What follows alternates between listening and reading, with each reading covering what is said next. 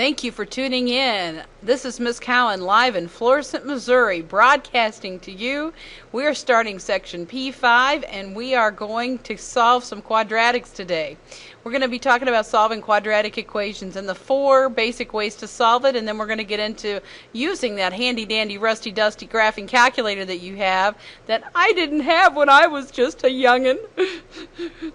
But you guys do, so you get to do the fun stuff with that calculator. So quadratic equations, just to refresh your memory, is of the form ax squared plus bx plus c equals 0. Notice that it's set equal to 0 here. That helps us in solving almost every type of quadratic. There's a couple of methods when you use roots that you don't have it equal to 0, but for the most part, that's the way you want it. There are 4 basic ways to solve quadratic equations algebraically.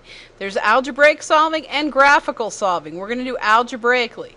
The first one that you learned was factoring, and hopefully you all are mother factorers by this point.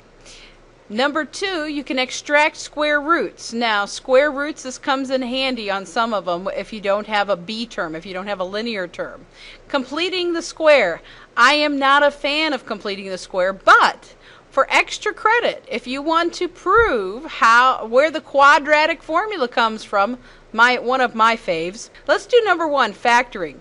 This method is based on the fact that when you multiply 2 numbers and get 0, one of them has to equal 0. The only way to have a product that equals 0 is if A equals 0 or B equals 0, if one of those 2 numbers equals 0.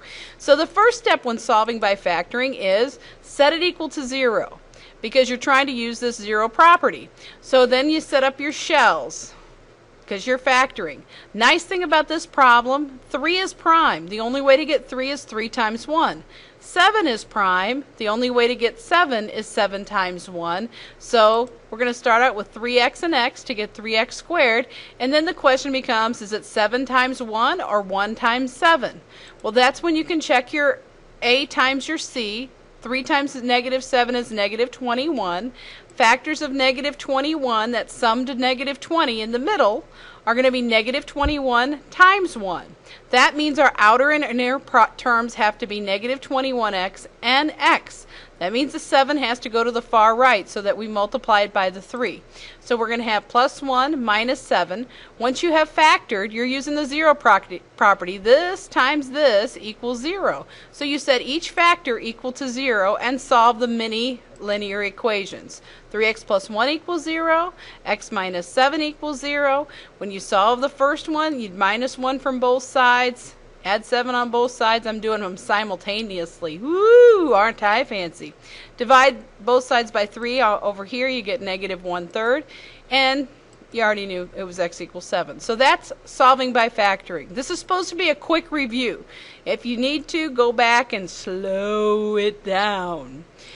Next one is extracting roots. You may not be as familiar with this one because I don't use it very much. A lot of teachers don't use this one very much, but it can come in handy on equations like this where you have a quadratic term and a constant term. By the way, it's also in using this extracting roots, you need to remember that the inverse of squaring is square rooting.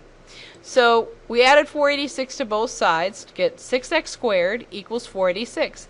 Then we're going to get the x squared by itself. So divide both sides by 6 and you end up with x squared equals 81. You already know it's got to be 9, but remember you have to put the plus or minus on the number side when you take the square root, because negative 9 times negative 9 is 81. As well as positive 1, 9 times 9. So square root of both sides, you get square root of x squared equals plus or minus square root of 81. So x is plus or minus 9. And you're done. So that's an example of using the square root dealie to solve a quadratic. Now another one using roots, let's just do one more of these. You've got an x minus 5 squared here. This is my squared term. You know that the inverse of squaring is rooting. So you're going to divide both sides by 2 to begin with to get that squared term by itself. So that you're going to end up with x minus 5 quantity squared equals 8.5. Opposite of squaring is rooting. So we're going to root both sides. Remember to put the plus or minus on the number side. When we do that out, we end up with x minus 5 equals plus or minus square root of 8.5, square root, and the square canceled out. Then all we have to do is add 5 to both sides and you're done. So when you add 5 to both sides, you get x equals 5 plus or minus 8.5. That's nice, isn't it? Oh, so very nice. Okay, method 4. Bum ba bum, the quadratic formula. There's a song about it, you know, and I will probably play it for you tomorrow. Whenever you have a quadratic equation, this one always works. The reason I would prefer factoring over this is there's less chance for a sign error or a squaring error. Sometimes people square stuff and do stuff in the wrong order. So you are just looking at the numbers in front of your x squared, your x, and your constant. So you just want the numbers from the equation. And you just have to pick those out and plug them into this handy dandy fancy formula. There's actually one for cubic equations, one's to the third power, but that gets a little complex. So this is just straight plug and chug, and I'm hoping you've used this before.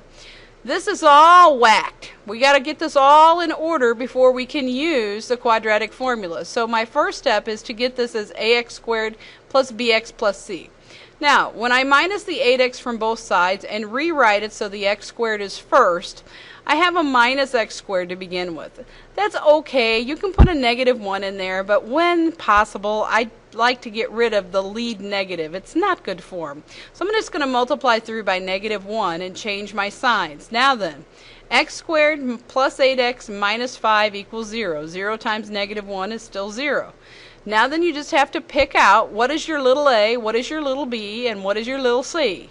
So little a is 1. It's that invisible number 1. There's nothing in front of the x squared. That means the coefficient is 1.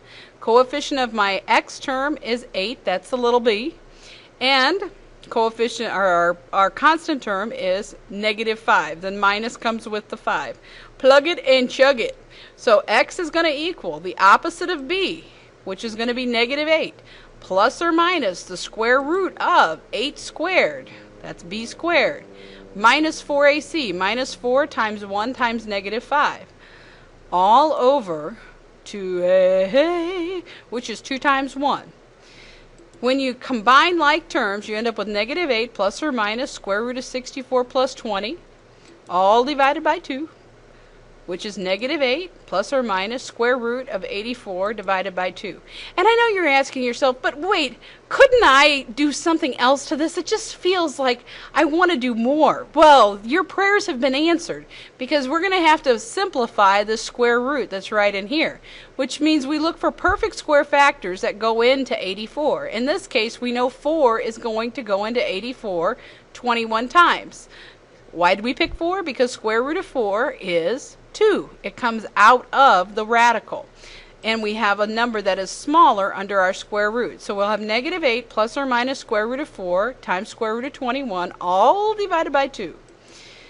When you have this, negative 8 plus or minus 2 times the square root of 21 over 2, I know you're saying, well, heck, couldn't I do more? Well, yes, you can. I know, it's your lucky day. 2 goes into the negative 8 and to the 2. So because 2 goes into the negative 8 and the 2, both terms, we can simplify that to negative 4 plus or minus 21. You're saying, couldn't I bring the 7 out? I'm sorry, you're fine. The problem's done. You don't get to work on this one anymore. So let's move along. Okay, what you didn't see off camera was there was an announcement. I just cut all that out for you. Remember that when you are doing the quadratic formula, negative 4 plus or minus square root of 21, that means there's actually 2 solutions. Negative 4 plus 21, which is approximately 0.58, and negative 4 minus 21, which is approximately negative 8.58. Problem right here is using the quadratic formula, and I want you to go ahead and do the plug and chug yourself, and then I'll check it on your notes.